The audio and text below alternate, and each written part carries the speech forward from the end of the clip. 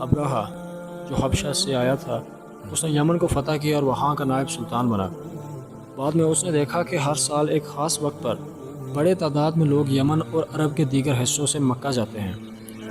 اس نے پوچھا کہ اس کا سبب کیا ہے، اور اسے بتایا گیا کہ وہ کعبے کی زیارت کے لیے جا رہے ہیں۔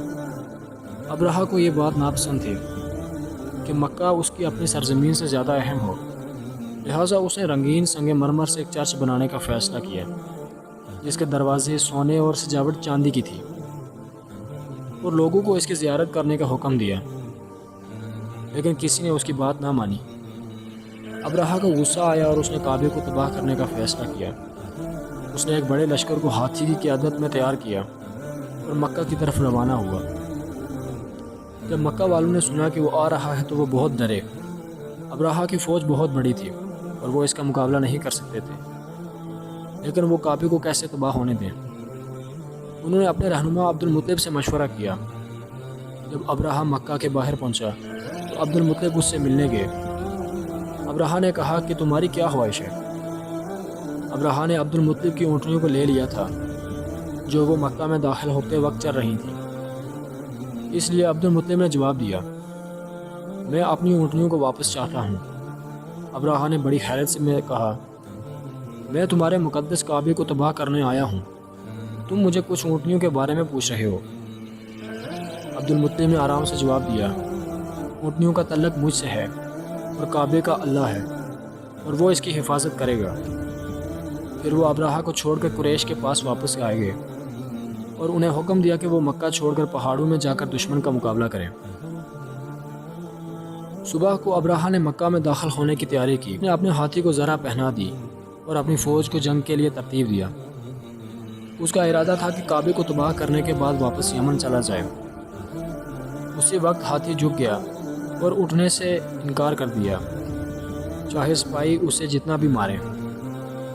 لیکن جب انہوں نے اس کا منہ یمن کی طرف موڑا تو وہ فوراً اٹھ گیا اور چلنے لگا۔ دراصل یہ ہر دوسری سمت میں چلتا تھا، لیکن جیسے ہی اسے مکہ کی طرف اشارہ کیا گیا وہ دوبارہ جھک جاتا۔ اچانک سمندر سے پرندوں کے جھنڈ نمودار ہوئے۔ ہر پرندے کے ساتھ 3 پتھر تھے جو مٹی کے بنے ہوئے تھے، اور انہوں نے ابرہہ کی فوج پر پھینکے۔ سپاہی اچانک بیمار ہو گئے، حتیٰ کہ ابرہہ بھی ان پتھروں سے زخمی ہوا اور خوف سے اپنے لشکر کے ساتھ یمن واپس بھاگ گیا، جہاں بعد میں اس کی موت ہو گئی۔ دشمن کے بھاگ جانے کو دیکھ کر عرب کعبے کے پاس واپس آئے اور اللہ کا شکر ادا کیا۔ اس کے بعد قریش کی بڑی عزت افزائی ہوئی اور انہیں اللہ کے لوگوں کے نام سے جانا جانے لگا۔ اس سال کو فیل کا سال کہا جانے لگا۔ اسی سال اللہ نے کعبے کو بچایا اور وہ جلد قریش میں سے ایک نبی کو بھیجنے والا تھا، اللہ کے نام سے جو نہایت مہربان ہے، رحم کرنے والا ہے۔ کیا تم نے نہیں دیکھا کہ تمہارے رب نے ہاتھی والوں کے ساتھ کیا کیا کیا؟